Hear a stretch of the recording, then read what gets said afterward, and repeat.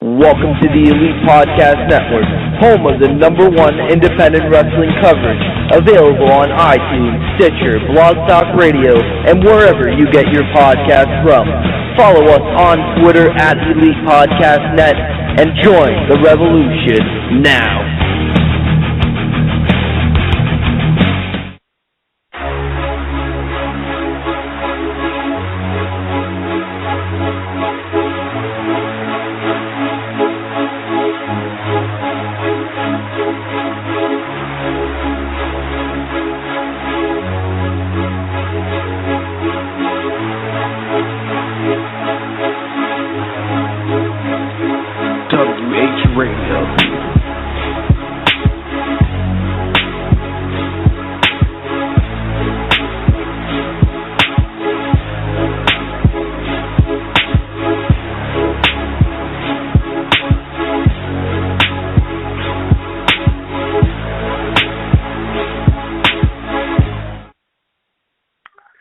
Welcome back to Wrestling Heads Radio. It's me, Oscar, taking over Skits like I'm always am.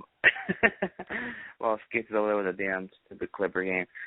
But I'm not alone tonight.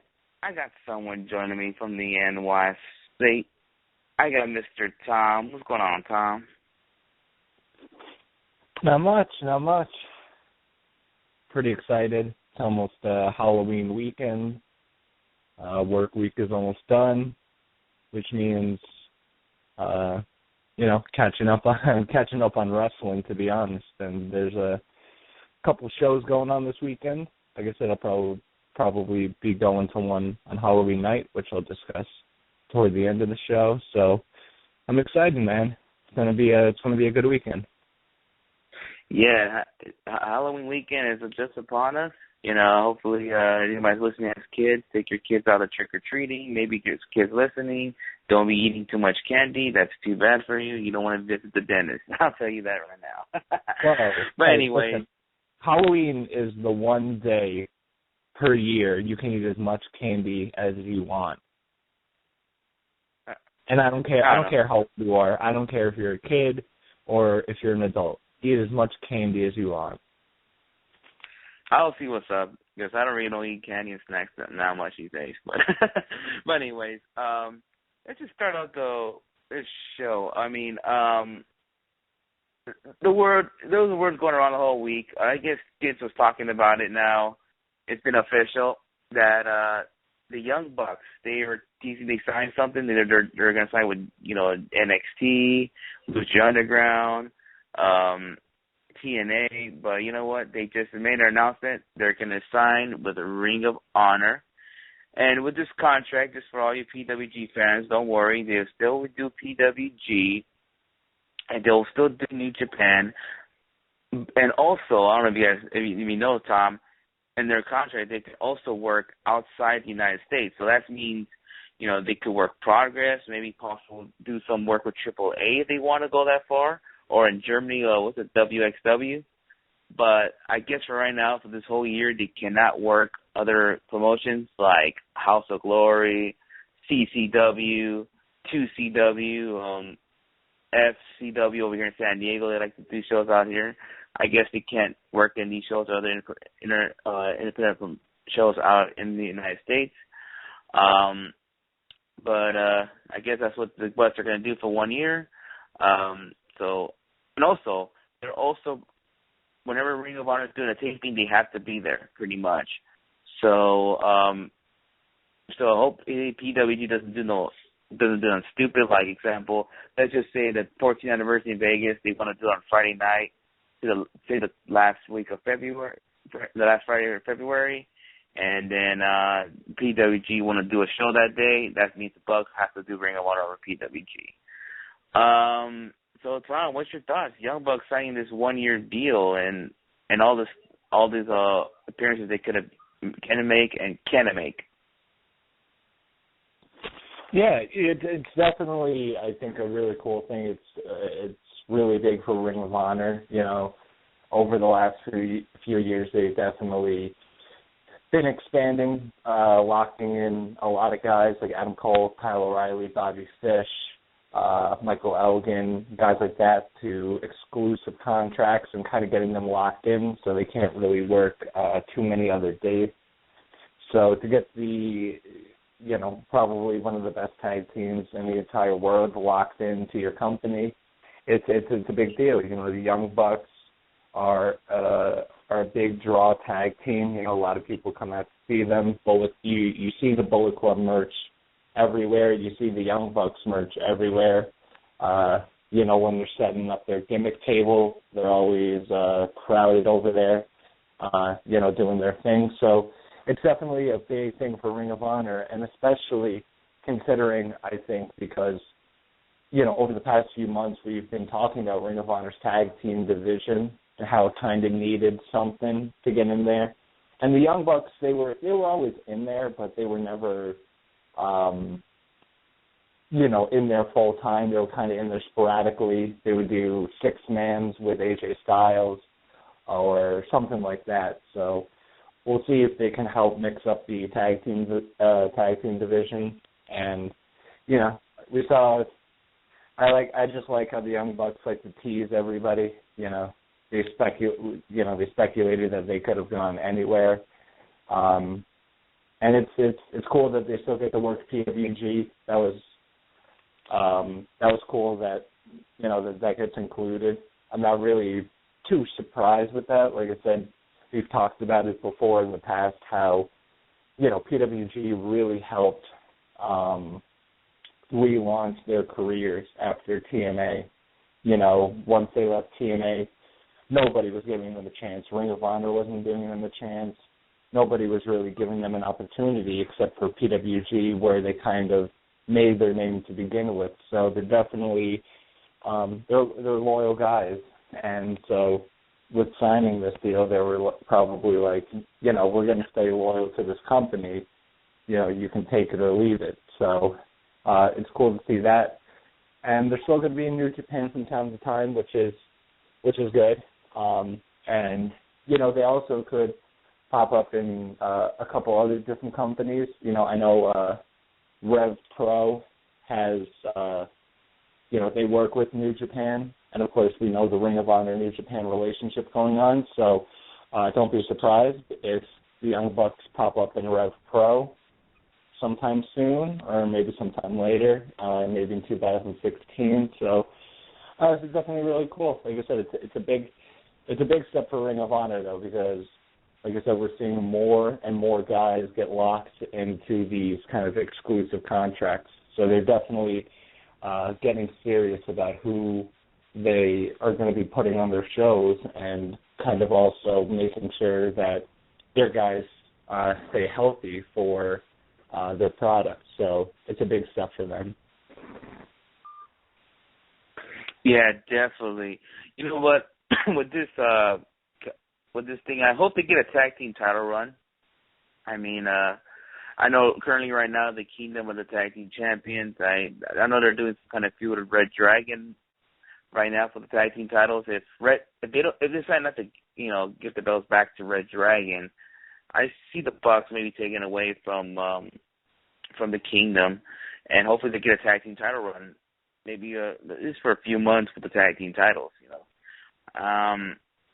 Yeah, I mean, it's. I know in the past, I mean, we can always say, oh, they're not going to win because they're not booked any shows for the Ring of Honor shows. Now this one, they win the tag belts, it's almost like confirmed they could be in this show and that show, But yeah. Also, what you said about Rev Pro, I mean, that would be amazing to head down to the UK. I know they'll head down there. I mean, it's pretty much when there's money involved, they're going to go after it. So at least they can do international. You said right now they just can't do, like House of Hardcore and CCW and other promotions they've been doing. So heads off for Ring of Honor. And the Young Bucks got kind of like what they want. The offer the Ring of Honor's giving them, and they go out to work PWG and New Japan. Now that let me ask you a question. Now that deal is out, I believe Kyle O'Reilly's deal is about to end soon. Do you think Kyle O'Reilly will sign this deal? Like maybe he'll return to PWG?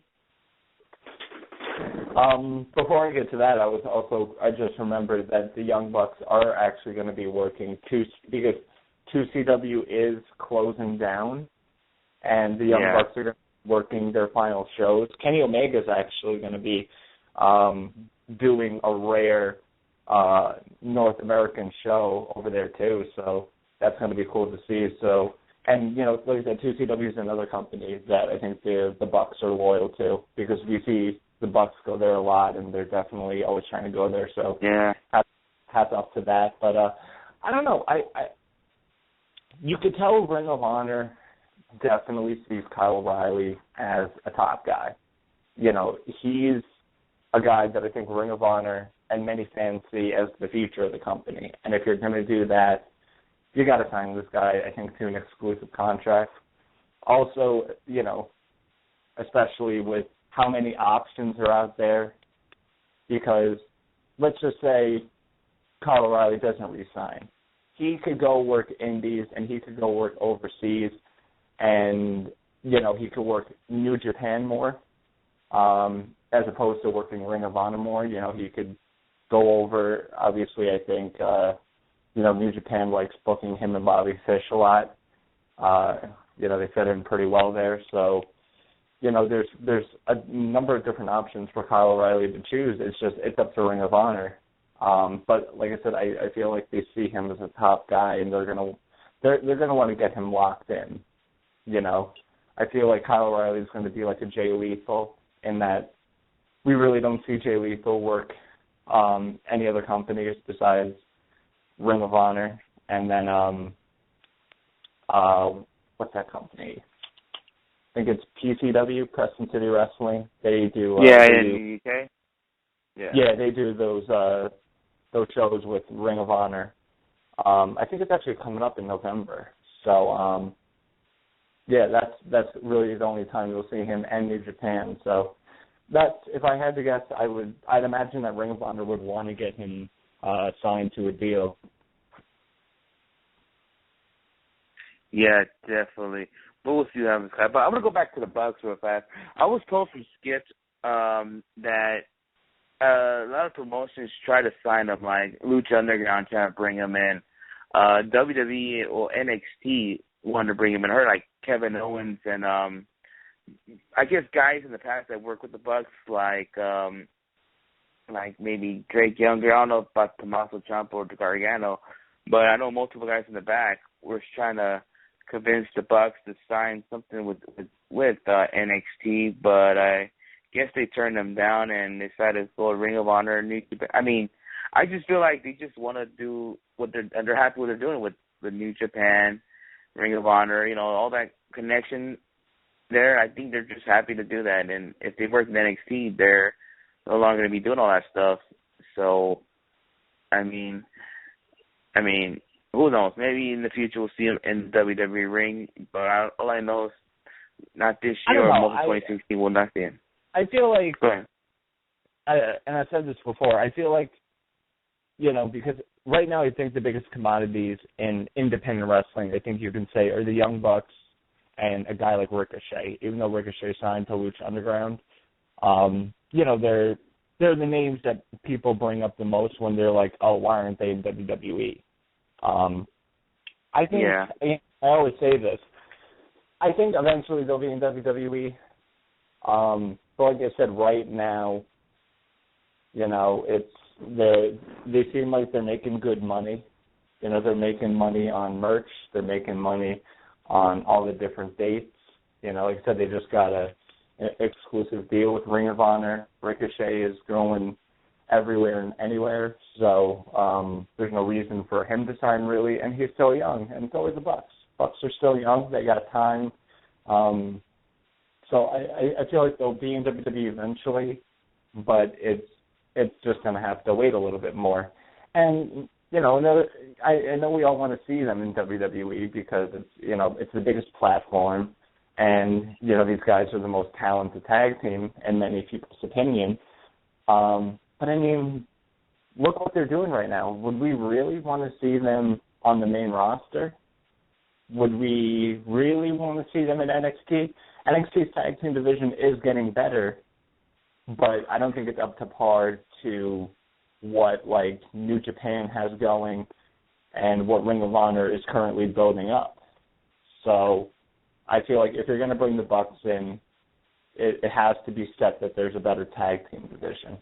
But like you said, you never know. We'll probably, a few years down the line, they'll probably be in WWE. But, like I said, for right now, they're just going to keep helping out, Ring of Honor and building up that company, building up New Japan more, and, working at a gimmick table and selling all the merch they can.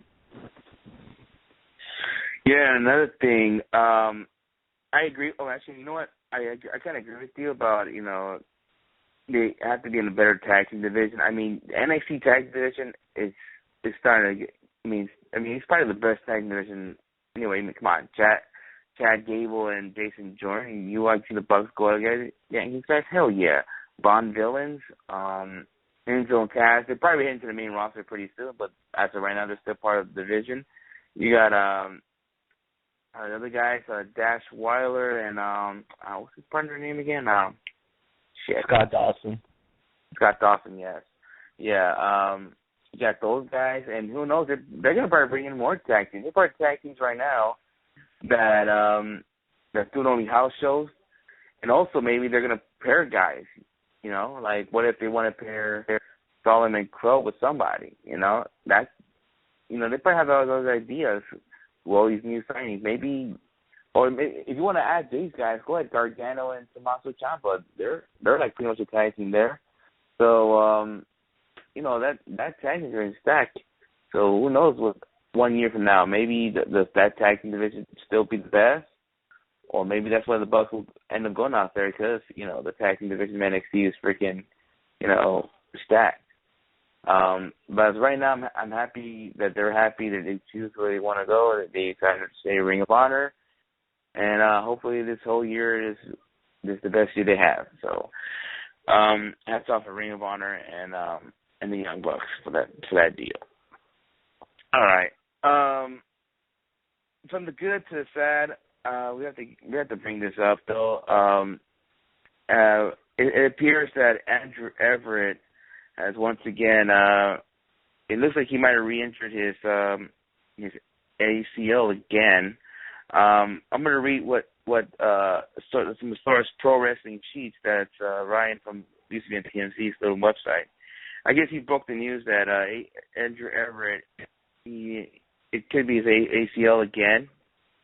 He just signed a new contract to TNA. Actually, he's going to be like a regular there. He's saying that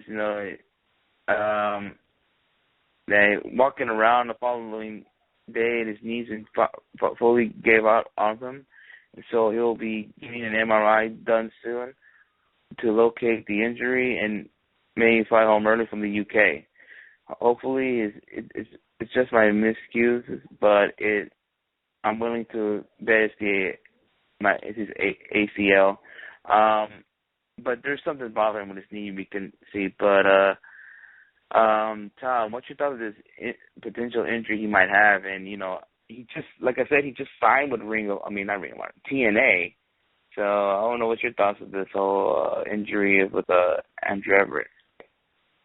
It definitely sucks. That first ACL injury that he had last year, put him on the shelf for quite a while. And, knee injuries there's nothing to mess around with. I don't know if it's the most common, type of injury in wrestling because wrestlers get injured so much, but it's, Andrew Everett's a freaking high flyer, and, the guy's been wrestling actually a long time. I think he's been wrestling since he was like 12 or 13. So even though he's still young, he's been going at it quite a while.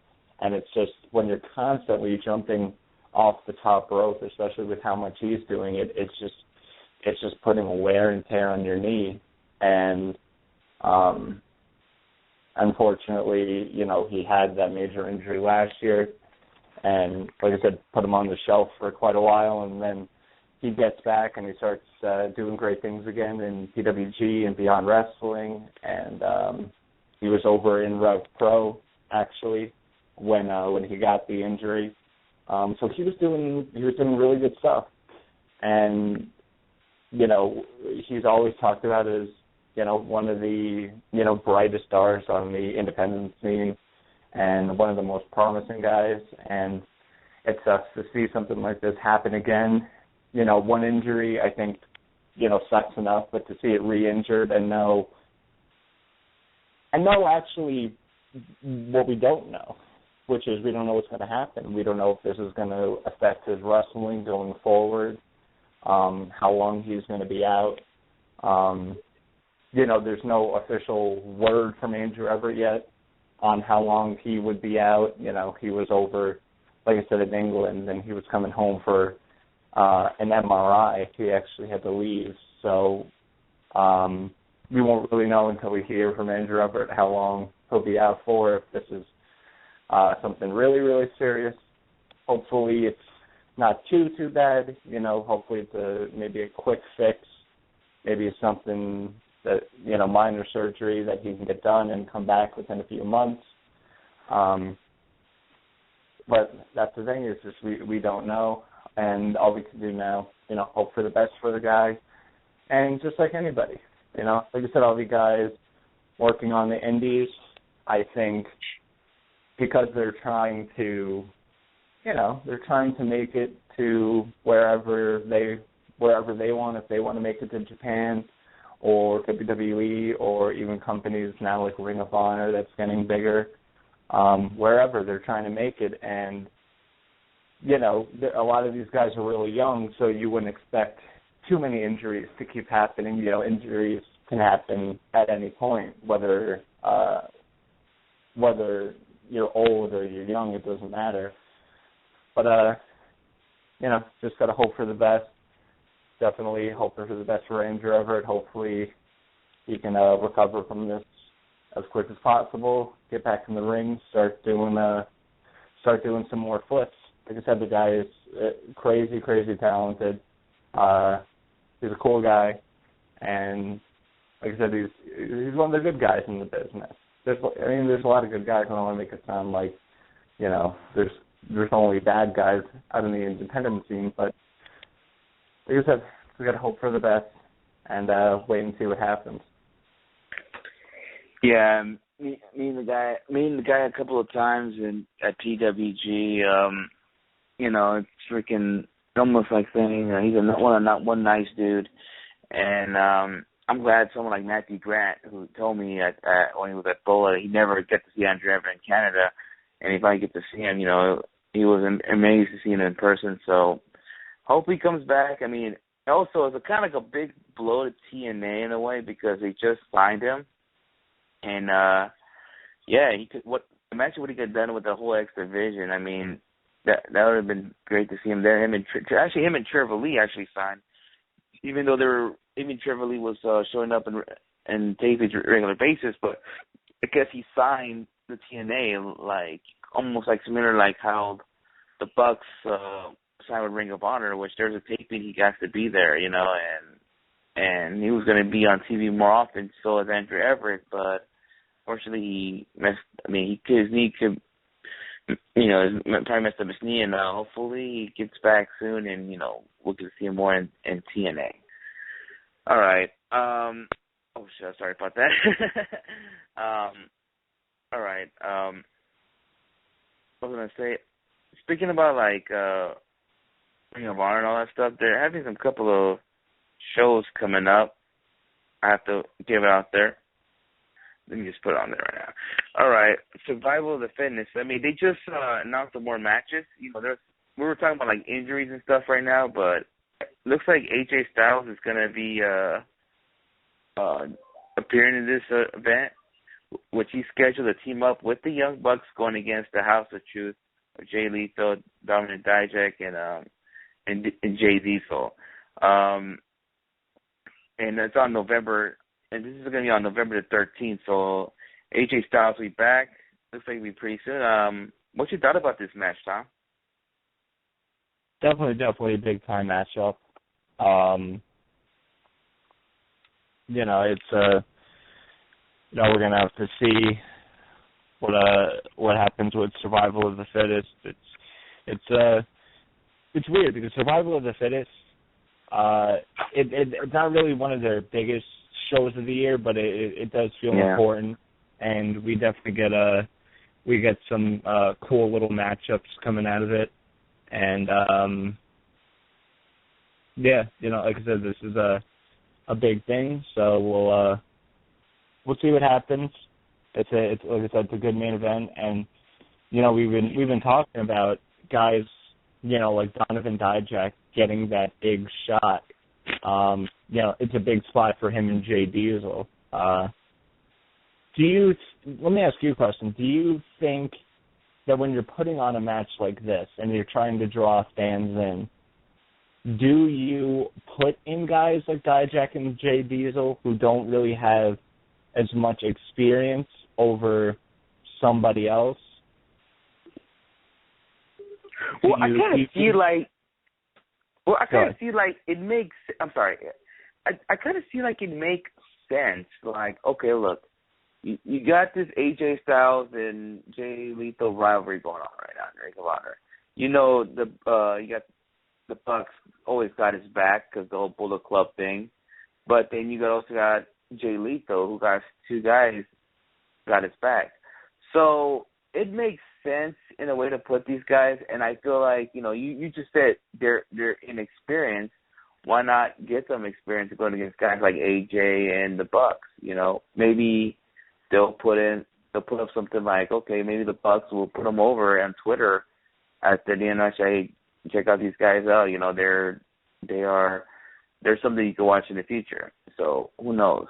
But I think it's a good thing to put in this kind of situation, not just randomly, but something that makes sense to have. You got AJ and Jay Lethal feuding right now, but then you're kind of like in the mix. I feel like it's a good thing. I don't want to just put no random stuff like, let's just say, I'm trying to think. Let's just say something random, like I'm trying to think like someone new, I'm trying to say like Will Ferrari against AJ Styles. I think that was just weird. No build up, nothing. That would be just weird. I mean, no offense to Will Ferrari, but he looks like he'd be a great talent, but you got to make something that makes sense. Why is this match being booked? But I just like what they're doing. I mean, I have no problem with this 6-man. Having Dijak and Diesel going against the Bullet Club. I think it's gonna be great. I mean, it's gonna be something interesting to watch, and we'll see how AJ is doing with how he's gonna be doing with his back injury. This back injury was important. And we'll see how it goes. I hope he doesn't mess it up more. And I hope he'll be okay by final battle when he wrestles Jay Lethal for the world title. Hopefully that makes sense from your question that you're asking. Yeah, I think it makes sense. And, we'll see what happens. Like I said, I talked about it when we were talking about the number one contendership match that AJ Styles won. I believe I don't know if I was the only one that picked AJ Styles. I'd have to go back and re-listen. But I said you have to do AJ Styles versus Jay Lethal because AJ Styles, and it's no offense to guys like Adam Cole or Roderick Strong or Michael Elgin, but AJ Styles is the biggest name right now that I think Ring of Honor can bring in to do a main event. So you do, Jay Lethal, the champ, AJ Styles, one of the best wrestlers in the world, one of the biggest names, former 2-time IWGP heavyweight champion. It's going to get viewers. It's going to get people interested. It's going to draw fans. It's going to put on a very, very good quality matchup as well. Hopefully, like I said, AJ Styles is at 100%, so we can get 100% out of that match, and nothing's kind of restricted. But like I said, it's the biggest main event you can do. So, and it's going to be, like I said, interesting going forward to see what happens. And like I said, who knows? Maybe New Japan is watching this matchup, and we see maybe Jay Lethal head over to New Japan for a couple of things. I know there had been some rumors that they were going to bring in Jay Lethal in 2016. I think the Briscoes were going to go in there too. They didn't specify when exactly, but yeah, like I said, we'll just have to see. And it's going to be, I think it's going to be a good main event and final battle. Yeah, definitely. Yeah, we'll see what's going down. I hopefully, AJ is not rushing in too early, and hopefully we do okay to his match to final battle with Jay Lethal. And yeah, I think you did pick them out of all of us. I think I picked Cole. This is before the whole heel turn thing, so I think you did pick them during that prediction. All right. Also, that's been announced for Survival to Finish. You got Silas Young going against Dalton Castle and Adam Page. I mean, you got the history between Dalton Castle and Silas Young. Then you add Adam Page in there. I mean, holy shit. Maybe I want to say maybe this could lead to a. You think it's possible this might lead to a Dalton Castle beating with the Decade in some way? I don't. Do you feel like maybe that's where they could go, or do you think that they'll stay with Silas Young and maybe he try to get his boys back? There's a couple different things that Ring of Honor can do here. It's kind of interesting that they throw Adam Page into the mix. Is that going to lead to a big victory for Adam Page? Because Silas and Dalton Castle are still going at it. That could lead to an upset by Adam Page. So there's a couple of different things that you can do here. It's definitely going to be interesting. And like I said, it also should be a unique matchup as well. You have, guys, a guy like Dalton Castle who's really over with the crowd. You have Silas Young who's becoming a big-time heel, and then Adam Page kind of still working to earn his spot. So should be an interesting triple threat. Yeah, definitely. I don't know if you saw what's it called it, Ring of Honor TV this past week, but Dalton Castle, I mean, even though the entrance wasn't there, but he still looks fine without the boys. He got a victory over Cedric Alexander, and he still looks impressive even though without the boys, but just missing that I like to say the number one entrance.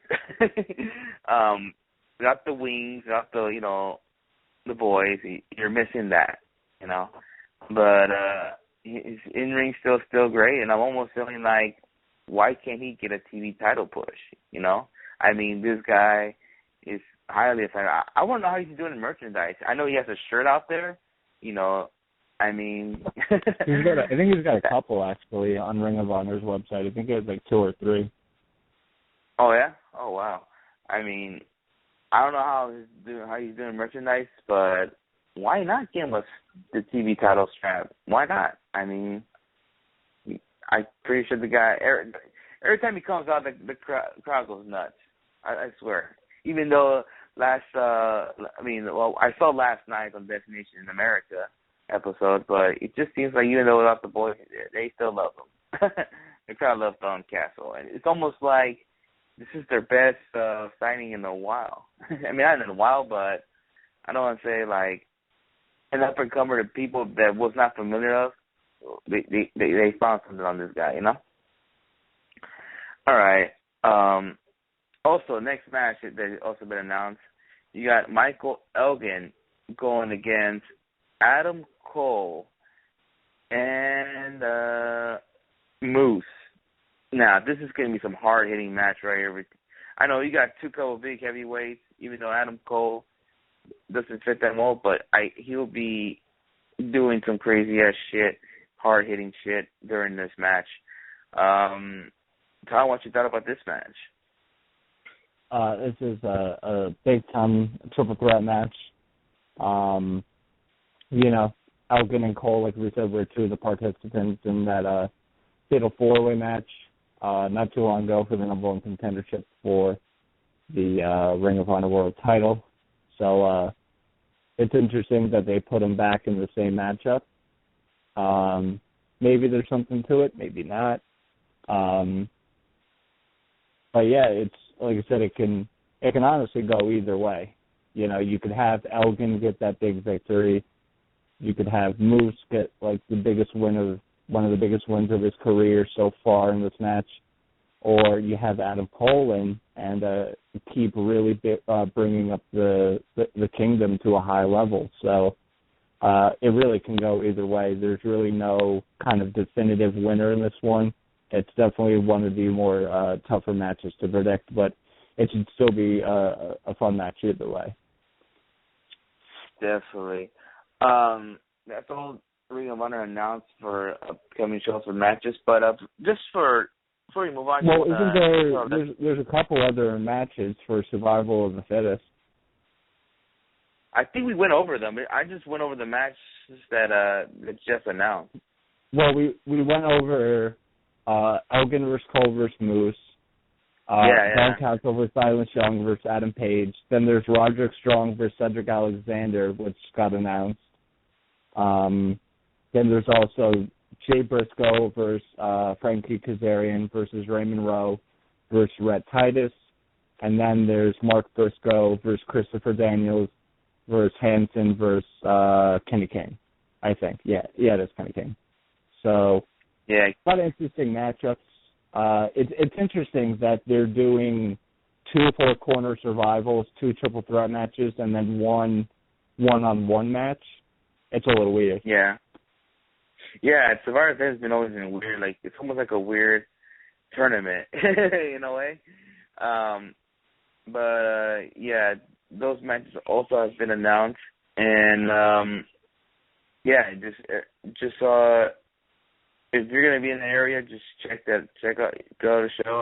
I'll plan to go to another Ring of Honor show, hopefully in February. Or most likely in February. I'm just waiting for the date to get a freaking hotel in Vegas. Yeah, and Survival of the Fittest Night 1 is in Milwaukee, and then Night 2 I think is in Hopkins, Minnesota. So yeah, I probably maybe I don't know where Nathan lives, if he lives near Hopkins, if he's going to be going to this. But, 2 big shows. And one of the really weird thing is, whenever Ring of Honor, this is just kind of like a side note, whenever Ring of Honor goes to Milwaukee, they always get really good crowds with Milwaukee. Because, like, you wouldn't really expect Milwaukee to kind of be, like, a really, really loud crowd. But from what I've seen from past events, over the past couple of years from Ring of Honor shows in Milwaukee, that crowd is always really loud. So it'll be interesting to see how this crowd turnout is. Like I said, you've got tons of big matchups going on. And like I said, the signing of the Young Bucks, we'll see if that does anything, So it should be a good November for Ring of Honor. Yeah, definitely. I think Nathan does live around that area, but hopefully he'll be there. Just hit him up at Headliner 5. He'll tell you. All right, before we move on, I just want to let our listeners know, if you guys want to join the conversation, you always can call in at 347-9455-5566 or hit us up at Wrestling Heads at any time, and you can join us in our conversation. And don't be shy. We won't bite. All right. You know what also got announced today, Tom? Lucha Underground. They have announced a couple of dates for shows. Okay. The tickets actually they came out available today, which is pretty much a bitch to get because they're free and everybody loves free stuff. So, they they emailed me earlier today and I want to see if I mentioned the show up in any of these shows, and I was like, yeah, sure, why not? They announced the dates of the tapings will be in November 14th, the 15th, also on the 21st and 22nd of November, and these tapings are taking place in Boiling Heights, California. They did the ticket system still differently this time.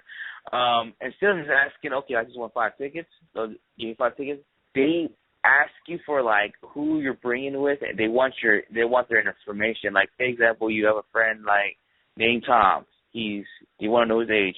Let's just say he's 26 years old, and they want his phone number, and you have to give them all that information for them. It's just a little weird that they're doing that now, but oh well.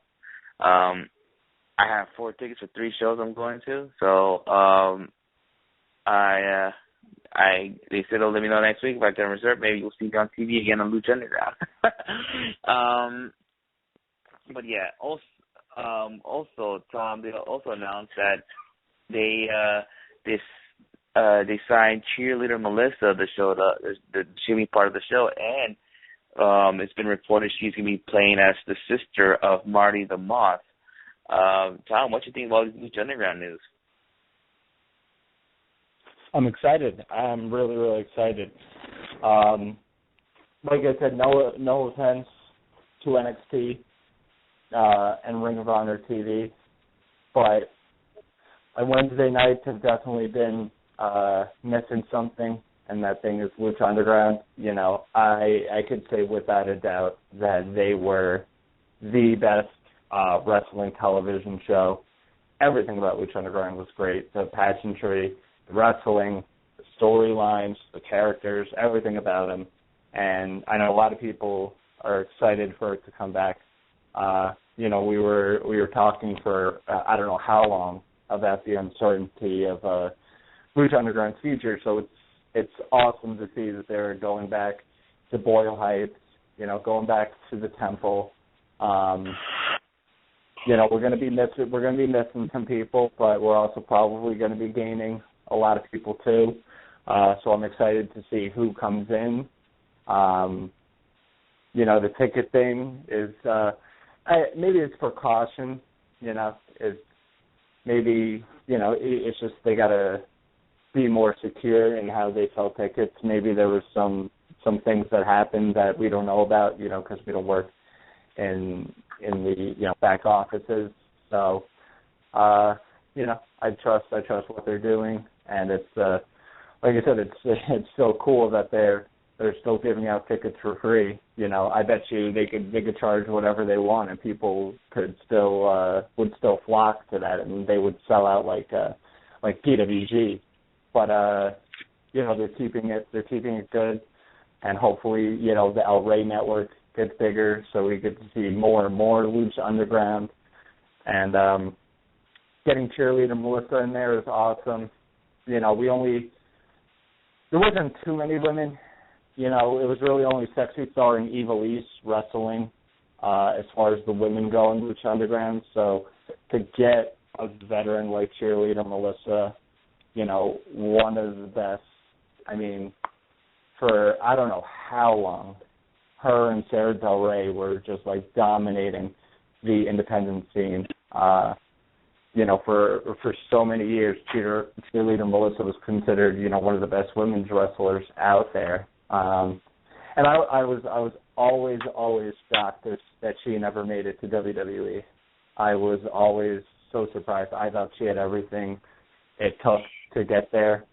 But it's, like I said, it's good to see what she's doing. She's doing a lot of work with Stardom, and now she's in Lucha Underground. So it's great to see her on TV. And yeah, like I said, I'm pumped. I can't wait. I know they're doing these tapings, but they need to hurry up.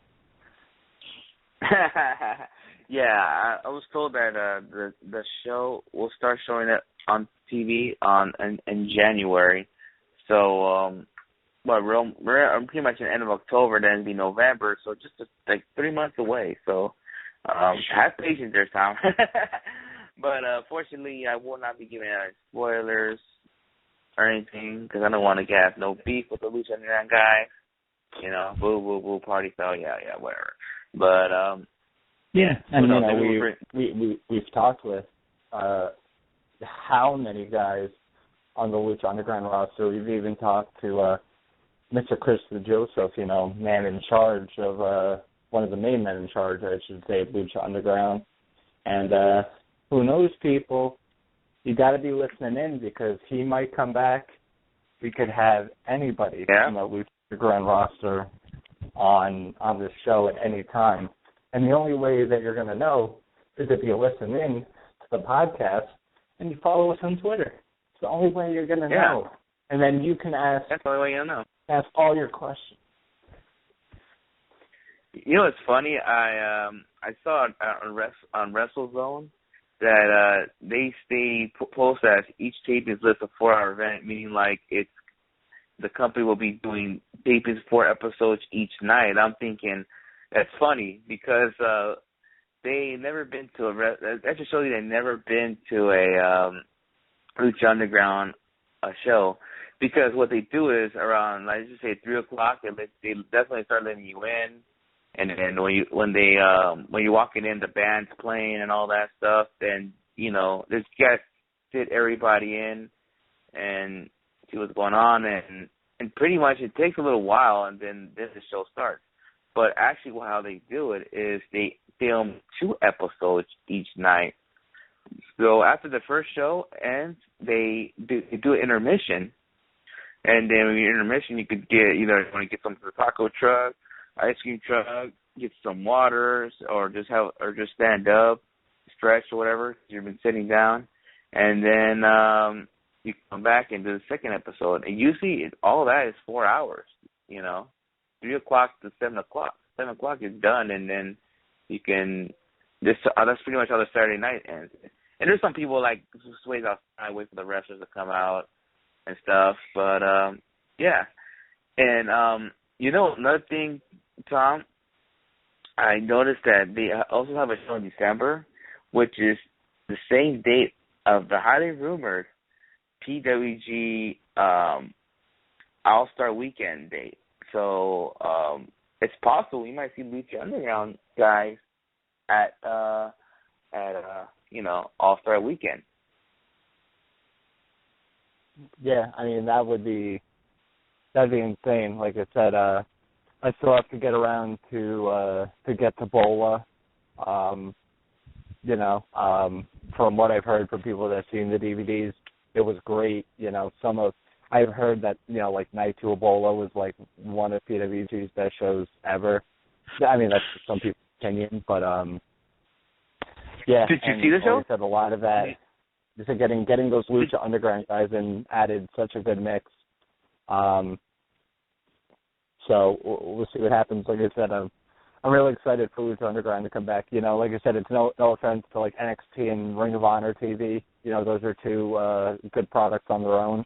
But it's just like Lucha Underground was something so different to watch on Wednesday nights.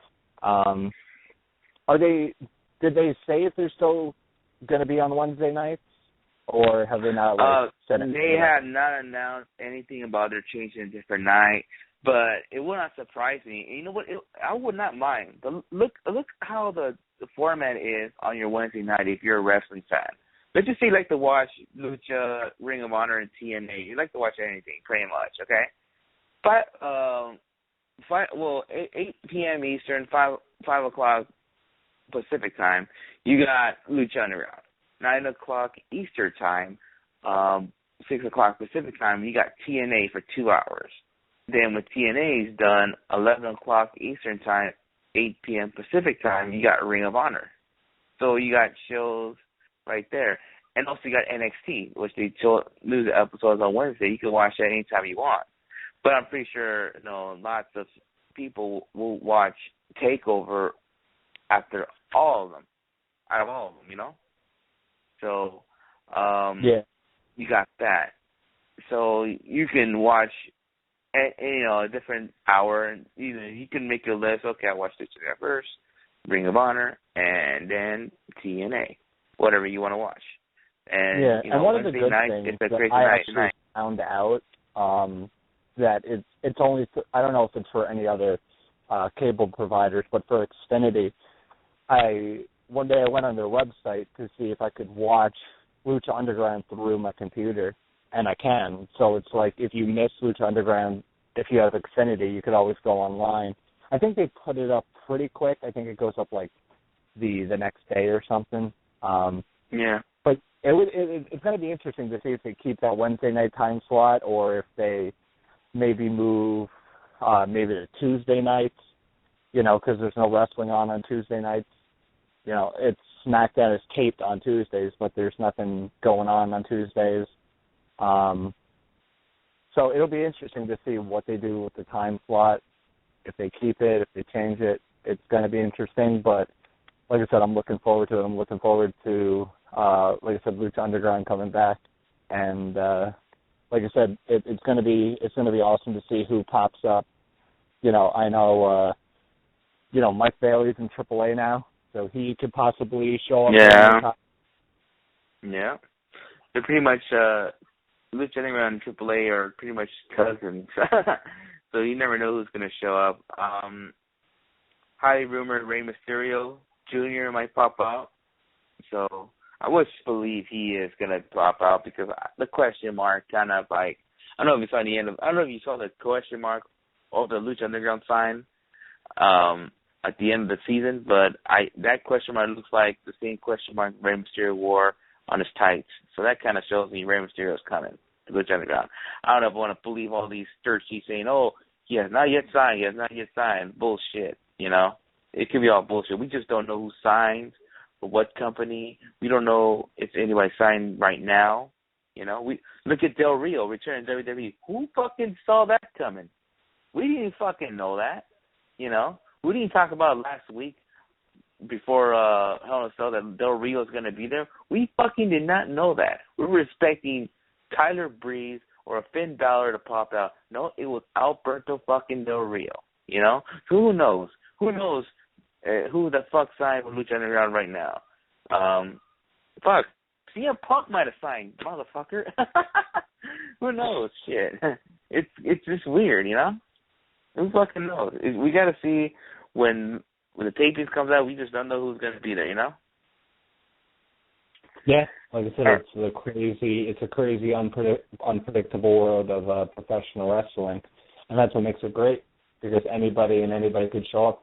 Who knows? Like I said, you're a SoCal local, so you know we've seen a lot of SoCal guys get an opportunity in Lucha Underground. So who knows what could pop up next? Yeah, and you know what?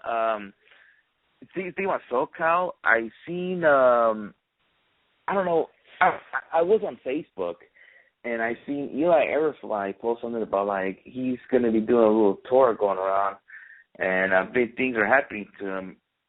And I was thinking, you know, Lucha, there's talk, I don't know if you heard about this, but there's talk that Lucha might do a tour as well. And, one of our SoCal guys, Eli Everfly, be doing Lucha Underground? Who knows? You know, and if he does, that'd be huge for him. That'd be huge for him if he does show up to Lucha Underground. Because the guy has a phenomenal talent. I know Skip's been putting him over on Twitter. He's been hitting up like Beyond Wrestling and other companies and say, hey, check out Eli Everfly. He's freaking amazing. And yeah, I mean, he is pretty amazing. And hopefully big things happen to me. Hell, remember, fucking Rick Knox came on the show, and he said he should be in, not should be, but he will probably be in a PWG ring in the future. And, yeah, who knows? All right. We're going to take a little commercial break, and when we come back, we're going to fucking maybe talk some NXT and talk about someone, maybe old past guest, was in an interview on WWE.com. We'll be right back. Good afternoon, this is England's Zack Sabre Jr. and when I'm not drinking tea and hanging out with the Queen, I am always listening to Wrestling Heads Radio. Cheerio.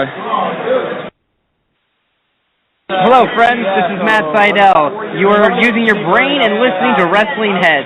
Respect. My name is Rich Swan, and we're at PWG, but you are now listening to the Wrestlehead Radio.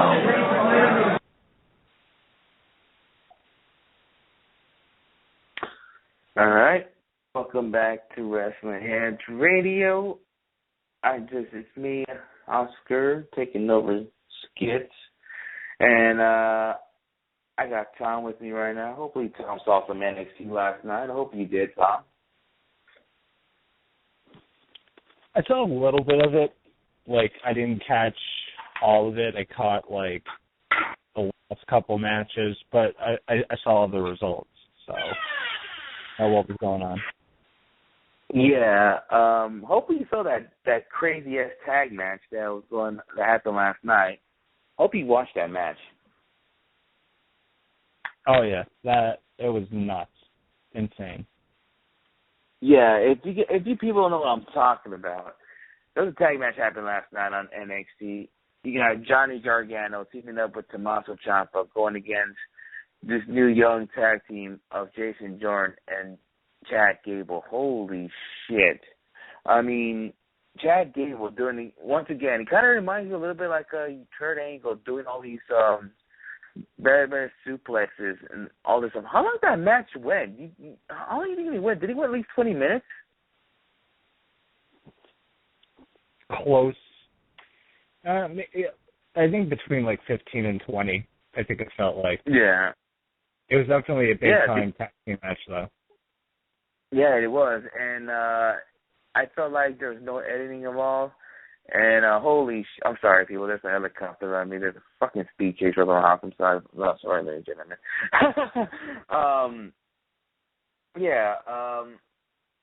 Sorry, excuse me if you hear helicopters in the background, but yeah, there's a fucking stupid speed chase going around right by where I exactly live. It's on the news and everything. But excuse me if you hear helicopters in the background and police sirens. But anyways, yeah,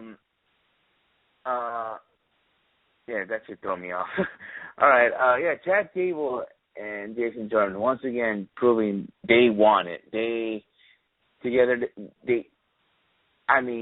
look at these guys. Like a few months ago, we never heard. I mean, I heard of Jason Jordan. I didn't even heard of Chad Gable, and then you put them against two top independent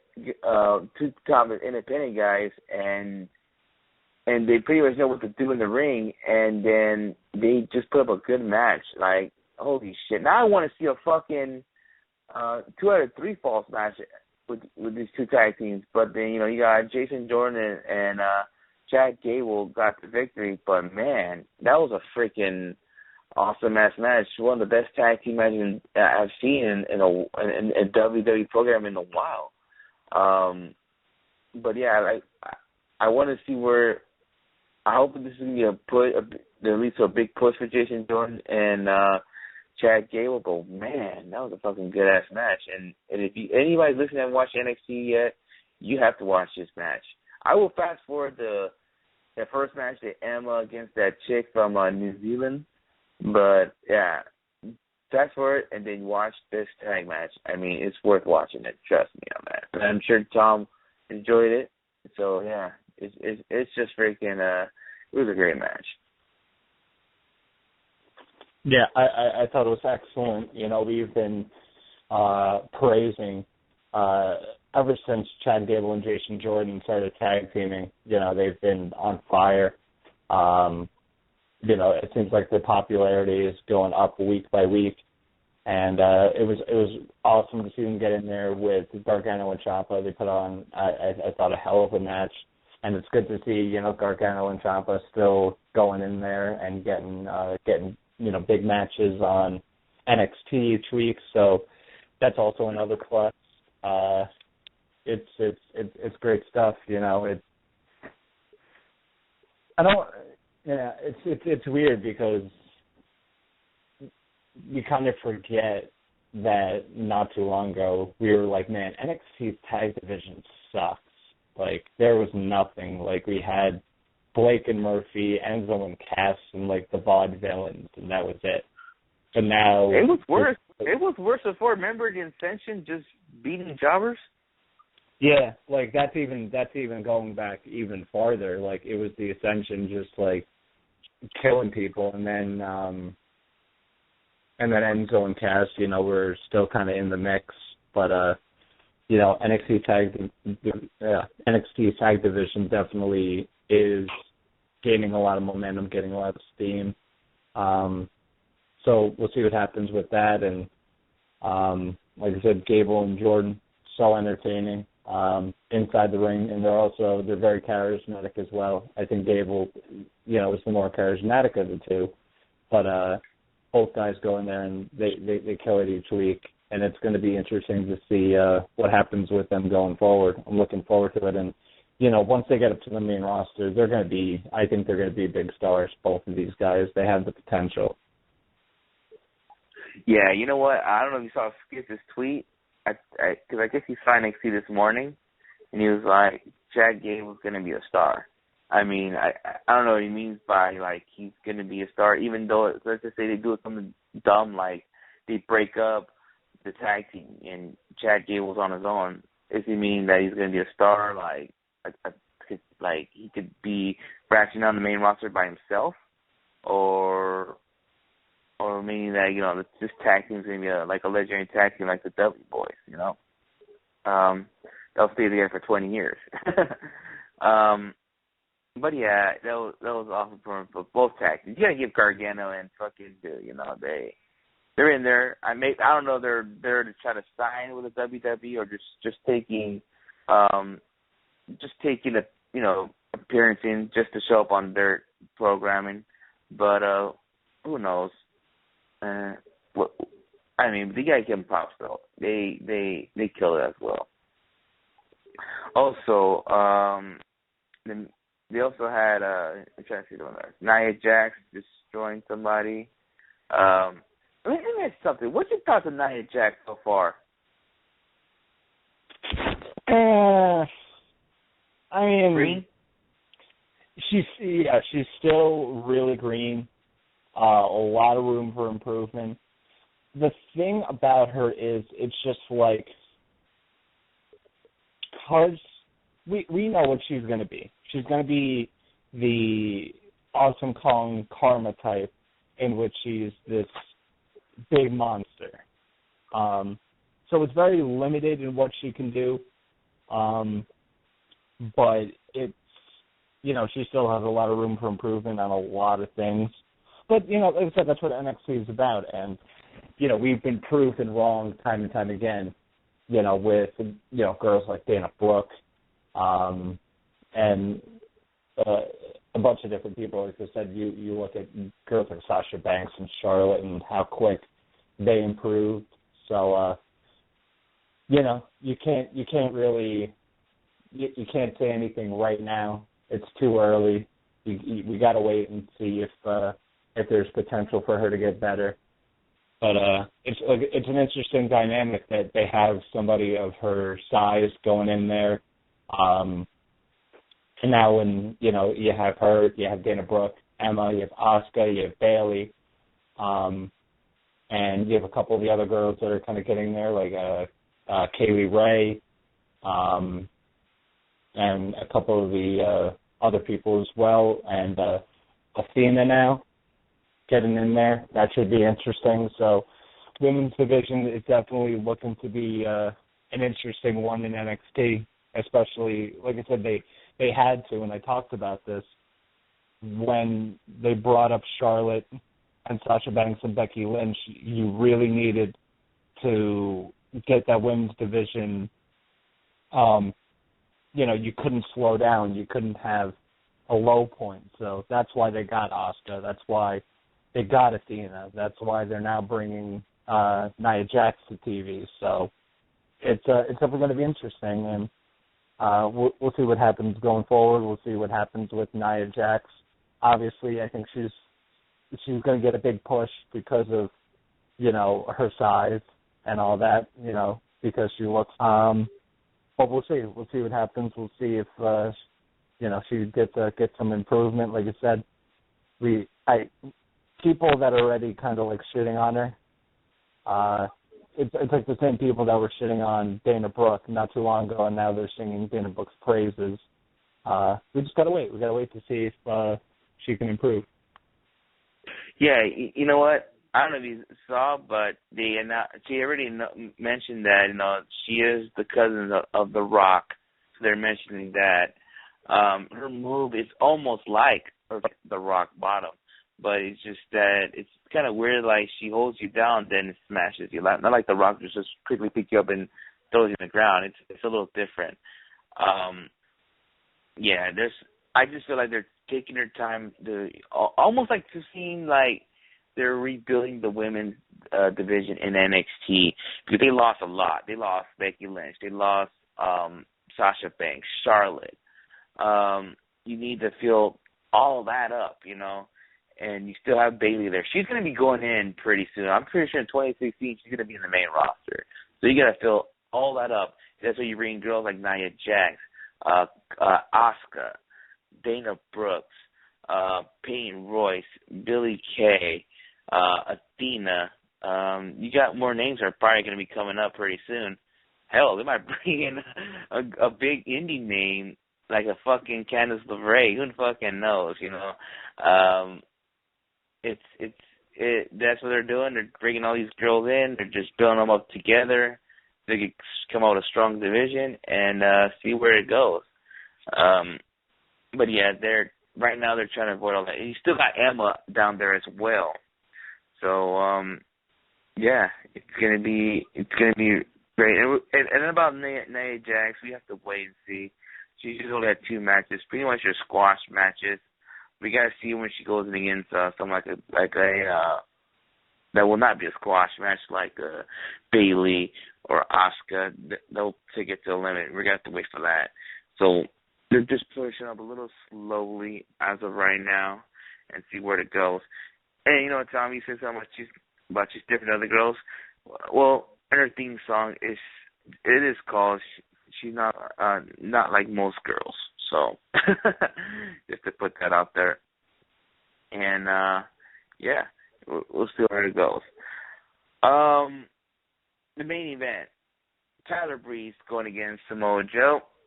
Another good match. Samoa Joe pretty much got the victory of Tyler Breeze. You know what? Now that Tyler Breeze in the main roster, it's just obviously showing that was. I feel like that match was like. I feel like that's gonna be Tyler Breeze's last match in NXT. I could be wrong. I didn't read the spoilers too much. I'm not sure if Tyler Breeze appears in those next set of tapings. They just filmed. But yeah, I just feel like they just quickly ended the feud between Tyler Breeze and Samoa Joe, which I feel like was good to be part of. Takeover, but unfortunately,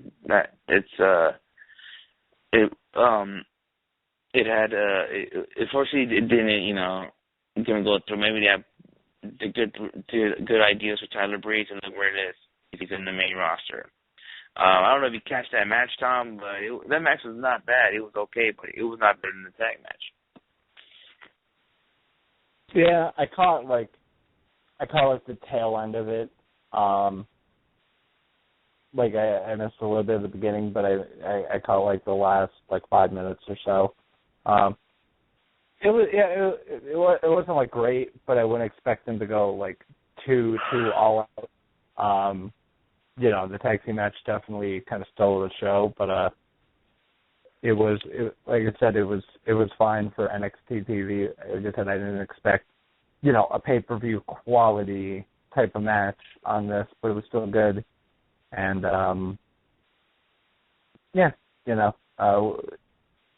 see what happens with Joe going forward. And now Tyler Breeze is on the main roster, so I don't know. I don't know if that's good or bad for Tyler Breeze, because it's just all these NXT guys that are going to the main roster. It seems like a death sentence for them. There's only been a couple guys that were from NXT over the past year that kind of have had success.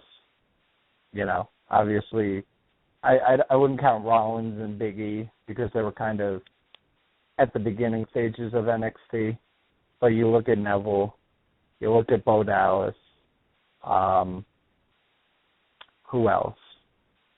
I mean, Kevin Owens, yeah, he's probably the most successful one over the past year. But we'll see what happens with Tyler Breeze on the main roster now. And we'll see what happens with Samoa Joe going forward. Who knows when he can make his main roster debut? It could be at any time. You know, he's everybody knows that he's ready for the main roster. But you know, he's going to help build up NXT some more, draw some people into the shows. So it's good. I thought NXT was okay. You know, NXT week by week. You know, it's like the shows minus the takeovers, like the week-to-week shows, they're not bad, but they're not great. It's just kind of like you know what to expect. There's going to be squash matches. You'll get a couple good matches.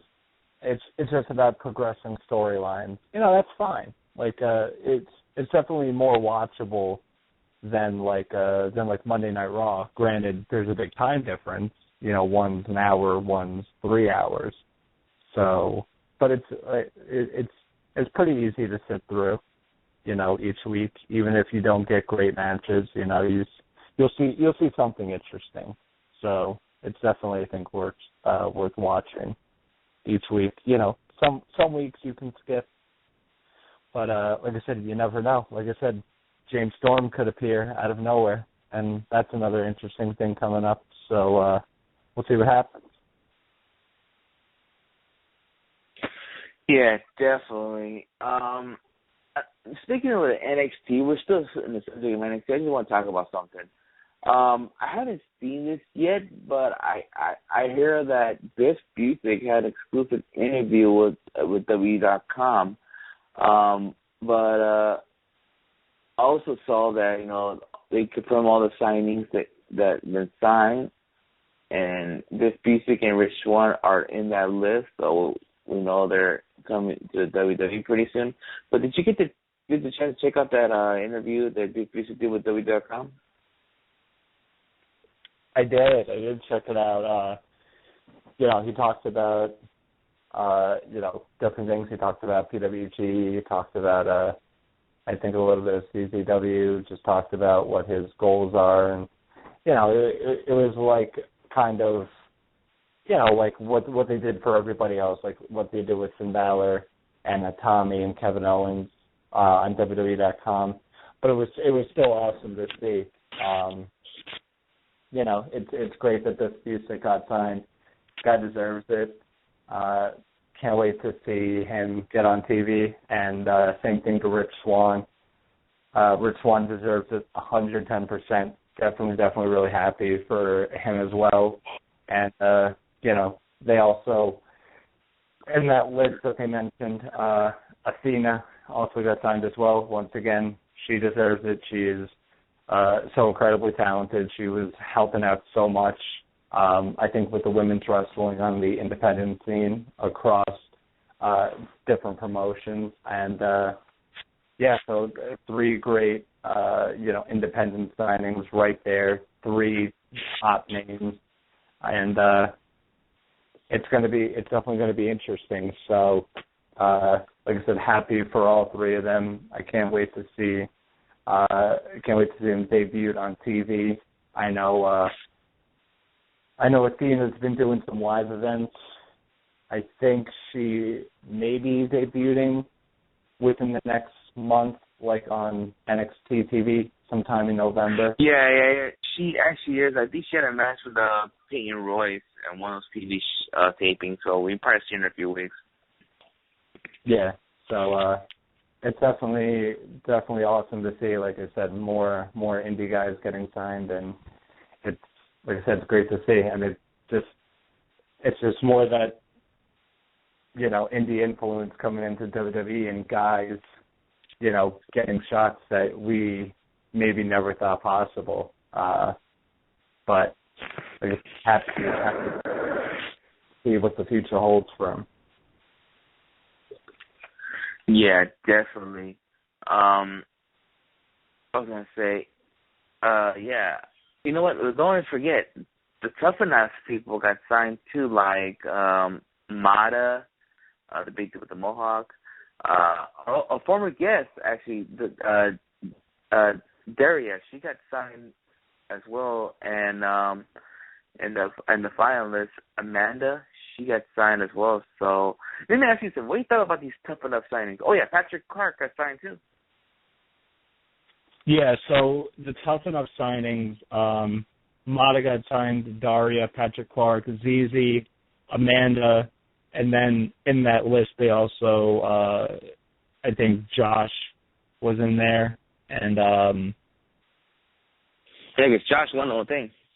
Yeah, so obviously they were going to sign them. Sarah Lee, obviously, because she won it as well.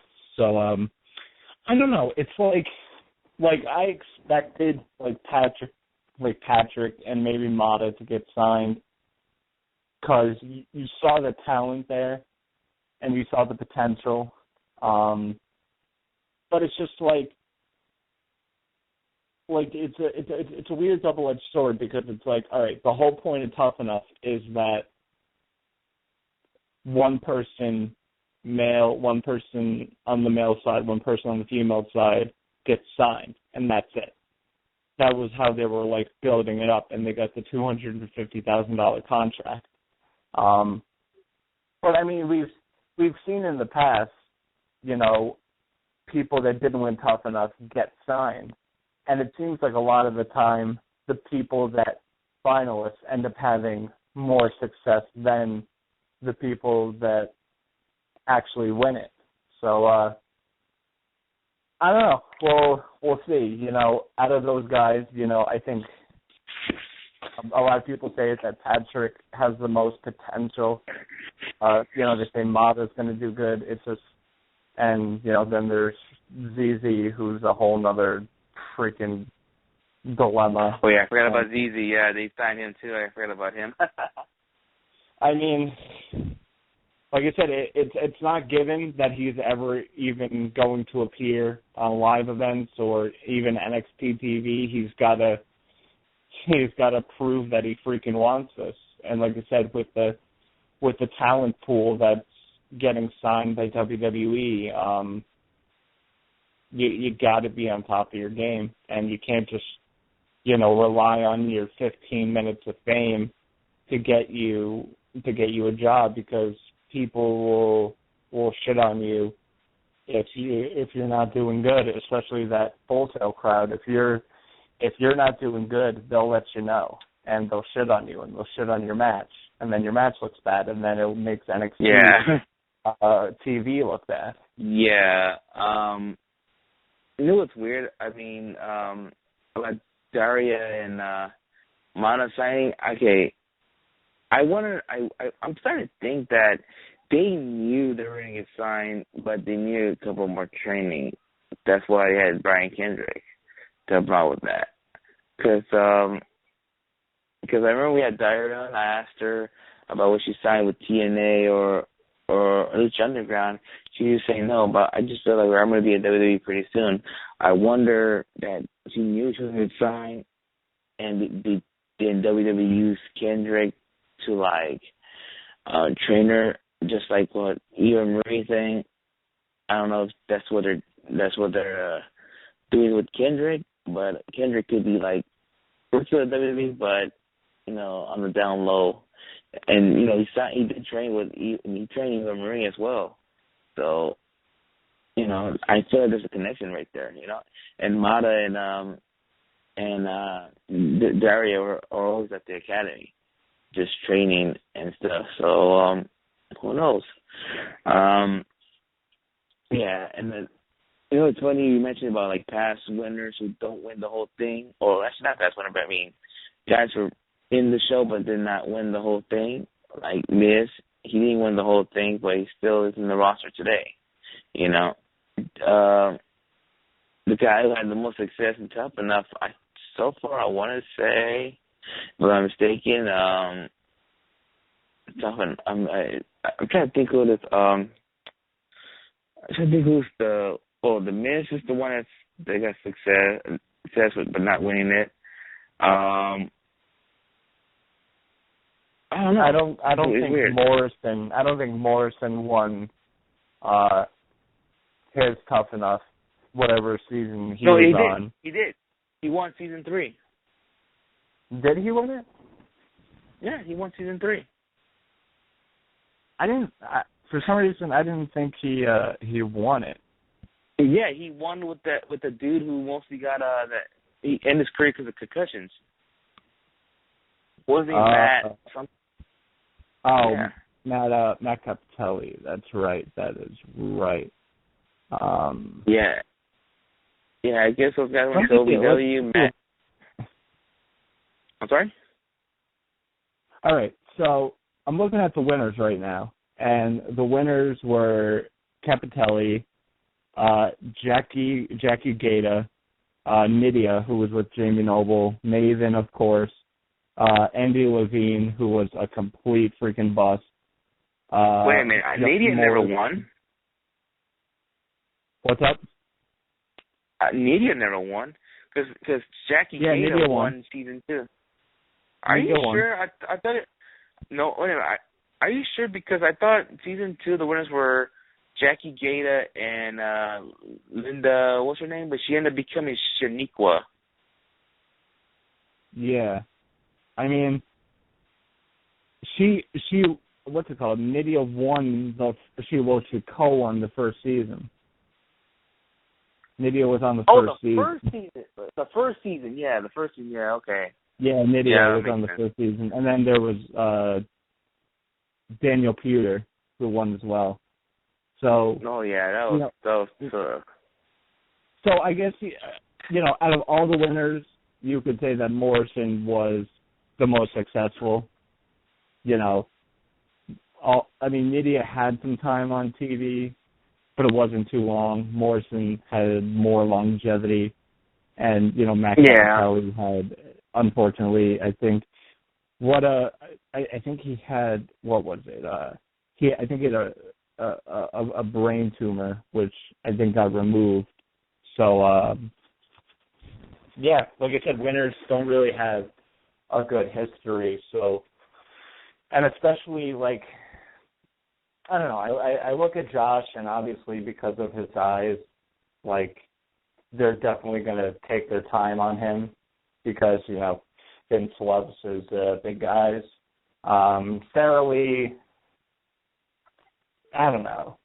What do you feel on Sarah Lee? Do you think that she's got potential, or do you think it's going to be a bust? Oh shit! I don't know. I don't think her mic skill ain't great. She needs to work on that a lot. Wrestling skills. She's trying. She's trying real good. Hard enough to do it. It depends what she learns in the Performance Center and how she performs when she gets into any series, whenever she debuts. Right now, I have to say, sure, we need to make a decision. We'll see what happens. She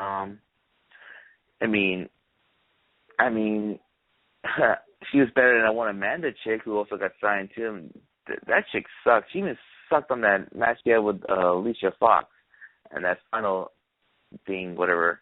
And she lost that one, And I'm surprised she signed because she fucking buried Sarah Lee. Suppose she was sleeping around. That's what she won. Yeah, something like that. Yeah, see, that's kind of fucked up there. But yeah, Amanda's not only that, she's going to be in Tough Enough, and she clearly WWE signed her because of her looks. Because not Tough Enough, Total Divas. She's going to be in Total Divas next season already. So clearly they signed her because of her looks. Yeah, like I said, we'll see what happens with these tough enough people. But like I said, I'm happy for Biff and Rich Swann and Athena. Like I said, congrats to them. They definitely deserve it. So like I said, big up. In the interview, did they use the word name Biff Busick? No, they've been calling him by his real name. So it hasn't, like, nothing's been announced on what his name is. Who knows what happened with Rich Swann? Who knows? Because Rich Swann is his real name. So who knows if they change his name? We'll see. We'll see. We'll see what happens with all these different guys, and we'll see who's the next big crop of indie guys and indie girls to get signed. Yeah, definitely. All right, well, I'm kind of done talking about the NXT stuff. I mean, it was a great talk, but I need to talk about a couple of things going on in the UK, like Rev Pro, Saturday, January 16th. You got AJ Styles going against Zack Sabre Jr. Holy shit! And this is going to take place in Rev Pro High Streaks 2016. Damn, that's going to be an awesome match. I mean, it's like a hardcore wrestling fan's dream match right here. Two of the best in the world in AJ Styles and Zack Sabre Jr. I mean, they're going to tear the house down. It is going to be nuts. It's, like I said, we haven't seen the match yet, and you can already assume that it's going to be one of the best matches of the year. It's going to be nuts. It's going to be crazy. It's going to be so much fun just to see two guys go in there and see, what they come up with, because both these guys are definitely very, very creative when it comes to how their match plays out, the different spots that they can do, the different, transitions. So I can't wait till this is available for us folks here in the United States to view. And I can't wait to hear from the people in the UK and, see what they thought of the match. Yeah, it seems like the people in the UK are lucky. They're going to go to Rev Pro. You got to check this match out. So, yeah, AJ Styles. I believe he's the Rev Pro champion, if I'm not mistaken. Yeah, I think so. Right? Yeah, I believe so. Taking place that same night, Marty Scurll going against Will Ospreay too, and I saw him at PWG. Yeah, I mean, two of UK's finest talents. I definitely need to catch up on my Progress Wrestling, see these guys, and like I said, I need to catch up on Bola as well to see how these guys fared in the PWG environment. But these guys are so damn talented. Marty Scurll, that villain character is great, so charismatic, but great in the ring. And Will Ospreay is absolutely nuts. The things that he can do in the ring, it's absolutely insane. Like, we're in this day and age where we think we've seen every kind of high-flying maneuver, Will Ospreay just takes it to a whole nother level and shows us stuff that we still haven't seen before, and that's crazy. So, like I said, to the UK's finest talents right then and there, should be awesome. Yeah, definitely. Also, speaking of talking about some UK talk, but thinking November 29th, Progress. The show is called Chapter 23. You got Will Ospreay, the champion, going against Mark Andrews, who was Andrews in TNA. I saw this match at PWG. Holy shit, that was freaking amazing. Those guys have some kind of chemistry together, doing some kind of this top match, and it happened in PWG. I mean, like, wow. What do you think about this match there? I mean, I think this is gonna be a great match. I don't know if you saw that match on that little PWG Bullet DVDs, but it's gonna be a good match. Yeah, I mean, it should be great. Like I said, there's so much talent in the UK, and well, you know, you got to give up to the performers and the promotions as well. You know, promotions like Rev Pro, Progress, PCW, Preston City Wrestling, ICW, ITW as well. UK wrestling is definitely getting a lot more attention from a lot of wrestling fans over here, and as well as in the UK as well. You know, you watch the Rev Pro shows and the Progress shows and all these different promotions, and I mean, these places are sold out, you know, packed to the limit, and you know, they're having a great time there, and they're putting on some great shows, and you know, it's, like I said, it's great to see that it's getting over here to North America. You know, I was definitely intrigued when I first heard a lot of buzz about UK wrestling, because I was, you know, I was familiar with some of the talent, but I wasn't, you know, watching a lot of the promotions, I'd say, about a year ago. So yeah. And it's been fun to kind of get started into it and kind of watch it and, you know, see how much talent is over there. So, great stuff. Yeah, definitely. If y'all listen to the UK, you know, check out these shows out there. They're going to be great shows. All right. I just saw something, Tom. You might want to laugh, but Dreamwave Wrestling got their own Survival of the Fittest, and they just announced that AR Fox will be going against Matt Cross. Man, that's going to be nuts. That's going to be wild. Two great high flyers. You know, of course, we know AR Fox is nuts. You know, he'll put his body on the line every single night. And Matt Cross, I wouldn't say is as nuts. You know, he's I think he's definitely a little bit more conservative when it comes to stuff like that, but he's still extremely talented. So it's a perfect formula for a great match. So should be something to check out. Yeah, definitely. Yeah, you know, can't wait to see Matt Cross back in the Underground, which that's pretty much the only time here for me in California that I could see Matt Cross when he's Sons of Havoc. So that's going to be, and then AR Fox are going to go at it. They're going to kill it out there at Dreamwave Wrestling November 7th. So if you people from Illinois, so live near Illinois, you could drive your ass out there. You guys got to see that. You got to hit the Dreamwave Wrestling. They had a lot of talents, great talents that worked there in the past, like Candice LeRae, Joey Ryan. You know, the list goes on and on. You know, you guys got to check it out.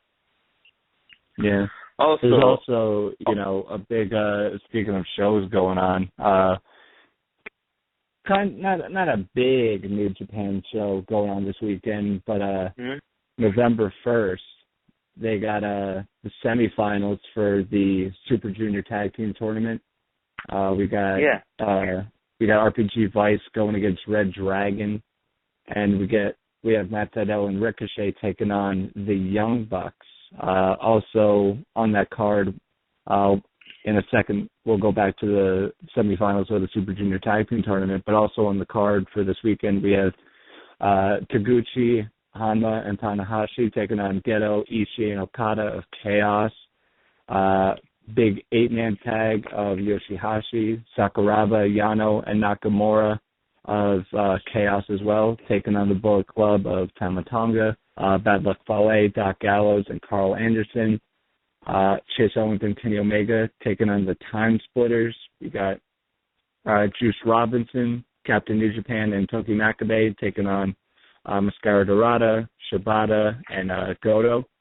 And then kind of in a mix of young Lions match, we got Sho Tanaka, Yohei Komatsu, and Liger taking on Jay White, David Finlay, and Tiger Mask.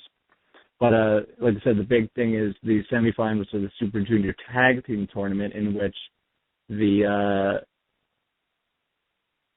finals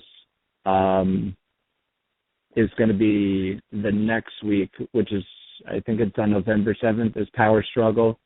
So that's going to be the finals. So what do you think of the two matchups of RPG Vice taking on Red Dragon and Matt Sydal and Ricochet taking on the Young Bucks? Holy shit, that's amazing shit right there. That's going to be great tag team wrestling, this whole tournament. Hard for me to pick a favorite to win it all. Do you have a favorite, Tom? It's hard to think, right? Yeah, because it's like I want to pick Matt Sydal and Ricochet just because it seems like New Japan seems kind of high on them, and they're the one team that don't team together too much. I don't think they've ever teamed together in New Japan. This is kind of something new. So I kind of want to pick them, but it's like the Young Bucks could usually go over, or RPG Vice. It's tough, but that, like I said, that might set out Ricochet versus the Young Bucks match is going to be wild. Yeah, definitely. It's going to be wild. This whole tournament looks wild. I mean, that's something you guys need to check out. If anybody's listening, you got to check it out. Get New Japan World. But check it out. I don't know, because as we know, this weekend we're setting, our clocks back, right? Yeah. And it says that the start time is, I think,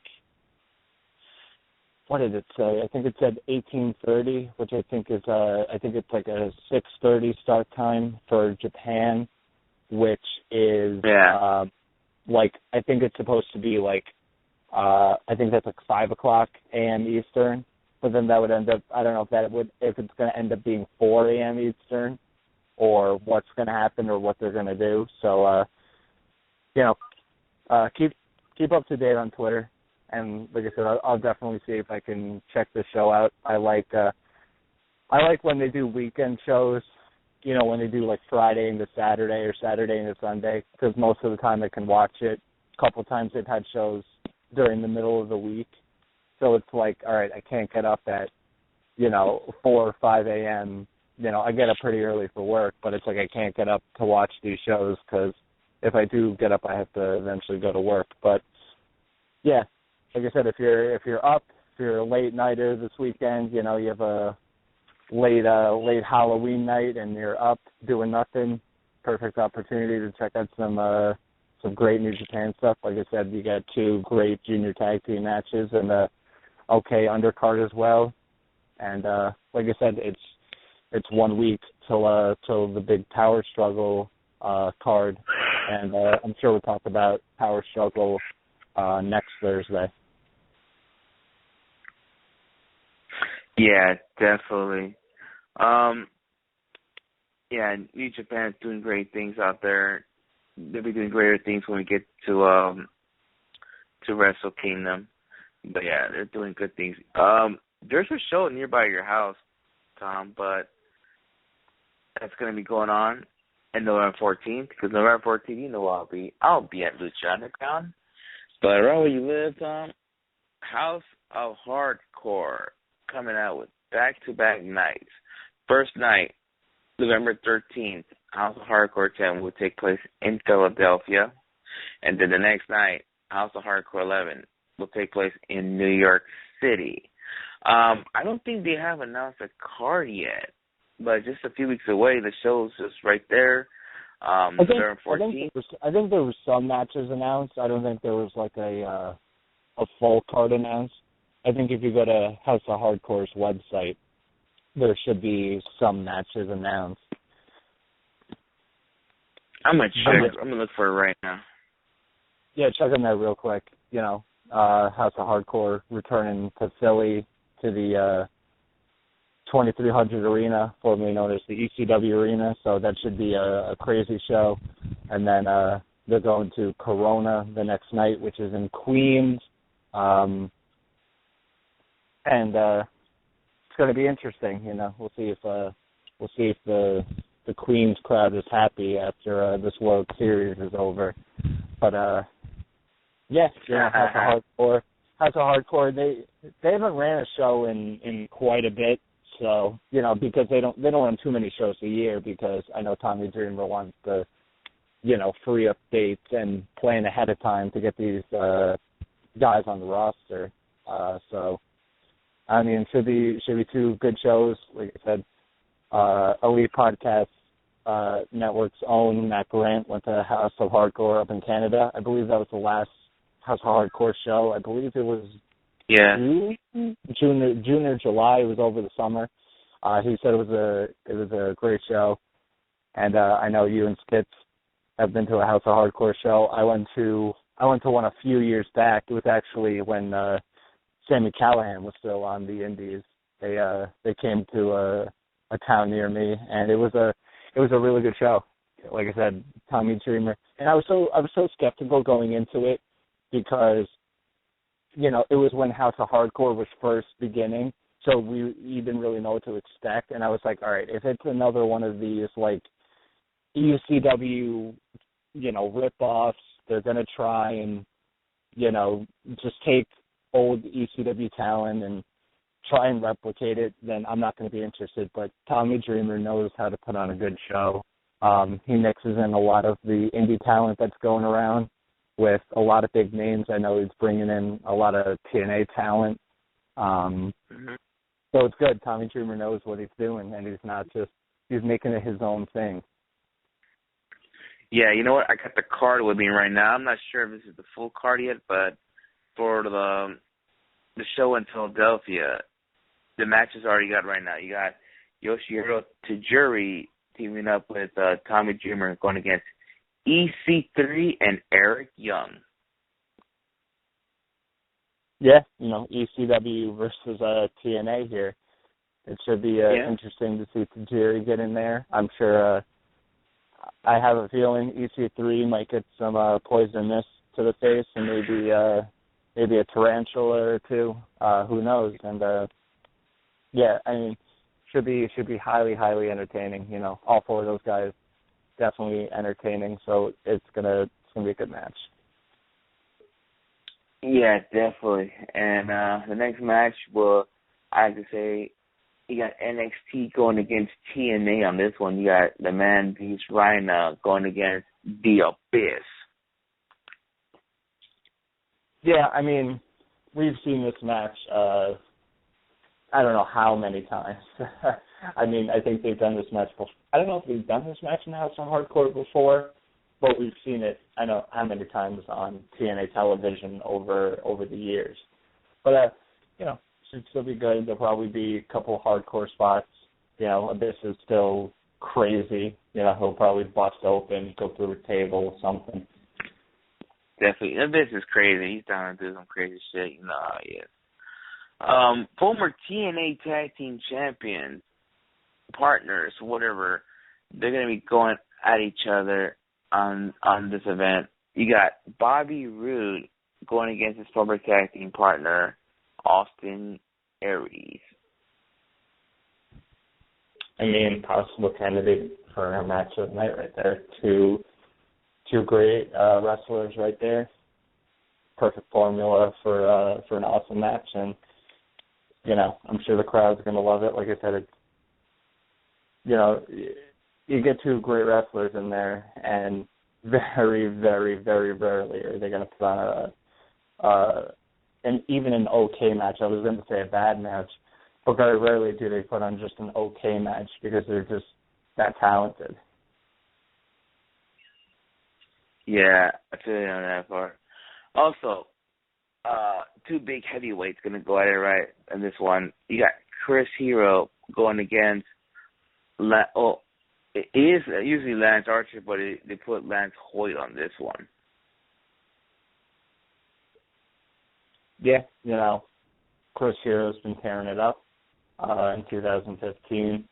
I know he's going to be very, very high on our list of top 100 wrestlers of the year. So, should be good. Yeah, definitely. Also, you got a rematch from House of Hardcore 9. Eddie Kingston going against NXT's own Tommaso Ciampa.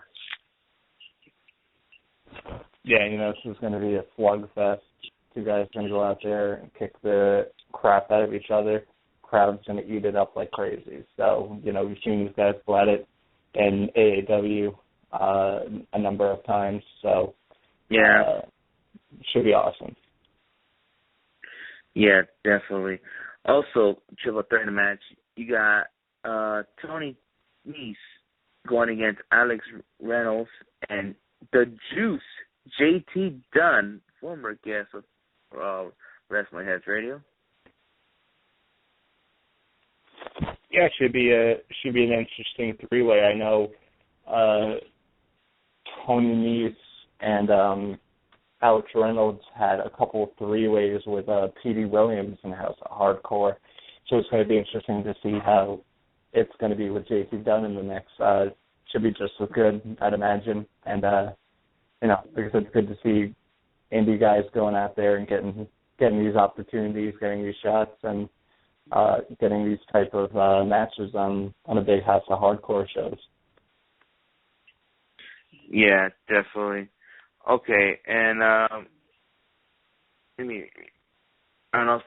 well, that's pretty much the card, but also said scheduled to appear Colt Cabana, the FBI, Tila Trinidad, TNA's own Jade, a.k.a. Mia Yim, and Justin Roberts are scheduled to be at that show, so you don't want to miss that out. The one in New York, Corona, New York. What's the name of that place called? Elm Core Center, if I got it right, Tom? Yeah, I think you got it right. Yeah, Corona's in it's kind of like, it's weird. It's considered Queens. It's in Queens. So it's basically Queens, New York. They announced some matches in this one. New York Street Fight. You got Tommy Dreamer going against EC3. I think I might have saw that in TNA before, but of course, EC3 always wins that match anyways. Yeah, it should. We've seen this a couple of times, but it's just going to be good. Like I said, sometimes you can repeat matches, and it's going to be fun either way. And I'm sure these guys will hit each other with every type of weapon possible. Yeah, definitely. And this next match, I've seen it so many times. Kenny had a fucking best of 5 series on this, but now they're gonna have it again. You got the Wolves, Eddie Richards and Eddie Edwards going against the Dirty Heels, Bobby Roode and Austin Aries. Yeah, once again, another match we've seen a ton of times, but it's always going to be a good match, so might as well do it. It's going to get a good reaction, I believe, and it's an attraction, so it should be a good one. Definitely. Also, Monster Ball match. Oh my God, I've seen this match before in TNA. They're gonna kill each other. They actually killed each other in TNA, and they're gonna do it again. Sabu will be going against the Monster Abyss. I mean, this match has happened before a couple of years ago. That was probably the most violent match in TNA history. Now they're gonna be going at it again. Yeah, I mean, it's gonna be nuts. It's gonna be violent. It's gonna be crazy. If you're going to the show, expect a lot of violent shit to happen on this, and at the same time, at one point, it's like people know these two guys for these type of matches, but at the same time, it's like, how much longer can they keep doing this stuff? Yeah, definitely. Also, interesting match right here. Tajiri going against Chris Hero. Yeah, definitely an interesting matchup. You have Tajiri, who's known for, his stiff kicks, and then you have Chris Hero, who's known for his stiff kicks as well as his stiff elbows. So these guys are going to go out there and try and just kick the shit out of each other. And so I like this matchup. Should be good. Yeah, definitely. Also, we got a women's match going on with special guest referee Velvet Sky. And the two competitors will be going against each other. It would be TNA's own Jade, a.k.a. Mia Yim, going against Dia Trinidad. Yeah. I haven't seen Trinidad perform in a while, so I'm not sure how she's going to do, but should be interesting. We'll see what happens. We'll see if Velvet Sky gets involved somehow. I think she will. Also scheduled to appear, ladies and gentlemen, on this show in Corona, New York, Colt Cabana, Eric Young, Lance Hoyt, Eddie Kingston, Tommaso Ciampa, Brian Myers, a.k.a. Kurt Hawkins, Justin Roberts, and more. And this is going to take place on November 14th, which I hope we get Lucha Underground that day. If you're in the New York area, you should check out House of Hardcore. I've been to one of those shows. I had fun in San Diego when they had it up out here in California. But you guys should check out House of Hardcore. I mean, it's going to be a good show, so you guys should check it out. All right, we're winding down to the end of the show. I think it's time for us to give out our plugs. For anybody that's listening, thank you for listening. If you want to hear old episodes, let's just say you're a new guy, just checking out our show for the first time, we have a lot of old episodes you can check on youtube.com/wrestlingheads. Sketch is texting me right now. He says saw his famous B. I guess he was at the Clipper game, but well. I was gonna say, check out WrestlingHeads.com. Sketch is out there posting the stuff on the website. Working on it. Also check out the blog. Shout out to the bloggers. There's always blogging in our site. Follow us at WrestlingHeads on Twitter, Instagram, and Periscope. So there's going to be posting matches out there. I'm planning to do the same thing at Santino's November 14th because I'm planning to go to 2 shows on November 14th. And, also support us. Go to ProWrestlingTees.com/wrestling. We got shirts out there. We also got the Wrestling Head versus Everybody gear on at ProWrestlingTees.com/wrestlinghead. Go get one. You don't want to be left-handed. And speaking about Instagram, check out all our pictures in there. You see his pictures with Corey Graves holding a Wrestling Head shirt. You see B-Boy carrying one. Eli Everfly. Biff Busick. Jack Sabre Jr. wearing one. It's a cool. Our freaking Instagram's awesome. You guys should check it out. And you can follow me at Sinister632 on Instagram, Twitter, and Periscope.